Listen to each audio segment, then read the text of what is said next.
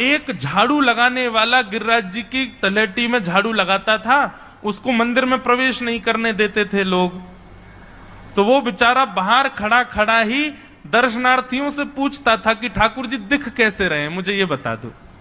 दर्शनार्थी आकर के बताते थे नीली ठाकुर जी ने बाघा पहना है, गले में मोतियों की माला है, मकराकृत कुंडल है, ऐसा टिपारा ठाकुर जी के सिर पर रखा है और ऐसा ठाकुर जी का श्रृंगार है।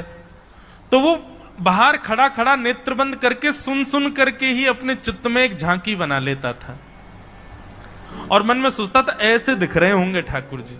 पर रोज प्रार्थना करता था, नाथ मुझे लगता है इस जन्म में तो आप मुझे कभी नहीं दिखोगे भगवान, इस जन्म में तो मैं आपके योग्य नहीं हूं, पर मेरे पर बस इतनी कृपा कर दो कि अगला जन्म मुझे दीजिएगा तो कुछ नहीं तो चेंटी बना देना, तो चेंटी बन करके मैं आपके 56 भोग में ही आ जाऊंगा, भीतर आके आपका दर्शन कर लूंगा, लेकिन मुझ पर अनुग्रह कर देना। ठाकुर जी उसके इस भाव से इतने रीझ गए।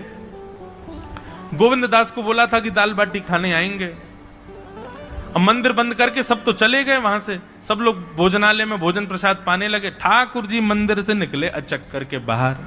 जैसे ही बाहर निकल करके आए तो गिरिराज पर्वत के नीचे ही वही झाड़ू लगाने वाला वो नेत्रों से आंसू बह रहे थे, ठाकुर जी का चिंतन कर रहा था, आज ठाकुर जी ऐसे दिख रहे हैं। उसने जैसे नेत्र उठा करके ऊपर देखा तो नीला बाघा पहना है, मोतियों की माला पहनी है, मकराकृत कुंडल पहना है, चांदी का मुकुट चमक रहा है मस्तिष्क पर, ठाकुर जी के केश घुंघराले लहरा रहे हैं और ठाकुर जी अपना एक पाम हाथ में पकड़ करके और एक पैर पर लंगड़ी जैसे खेलते हैं ऐसे ठाकुर जी कूद रहे हैं यहां से वहां।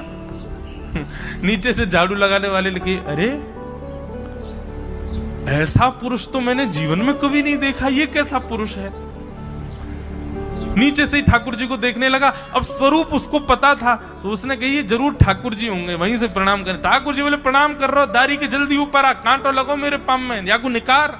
बोलने लगा, बोले मैं ऊपर नहीं आ सकता, गुसाई जी मारेंगे, सब लोग डांटेंगे मुझे। अरे नहीं गुसाई जी ऐसा कुछ ना कहें, ये सब तो बाहर के लोगों ने नियम बना दिए, मैं तो सबसे मिलूं, तू आजा जल्दी ऊपर। जैसे ही ऊपर गया, ज्यों-ज्यों ठाकुर जी के समीप जाए त्यों-त्यों उसके नेत्र सजल होते जाएं। ठाकुर जी के बिल्कुल समीप पहुंच गया। भगवान बोले देख काई को रो भैया, जल्दी कर, मेरे पाम में कांटो लगो या को निकार। जिन चरण कमलों के स्पर्श के लिए सदा लक्ष्मी लालायित रहती है, ठाकुर जी ने उसकी गोद में अनायास अपने चरण रख दिए। बोले जल्दी कांटो निकार, कांटो लगो मेरे पाम में। अब वो ठाकुर जी के सुंदर तलवों को अपने हाथ से ऐसे देख रहा है, ढूंढ रहा है कहां कांटा लगा है, कहीं उसको कांटा मिल गया।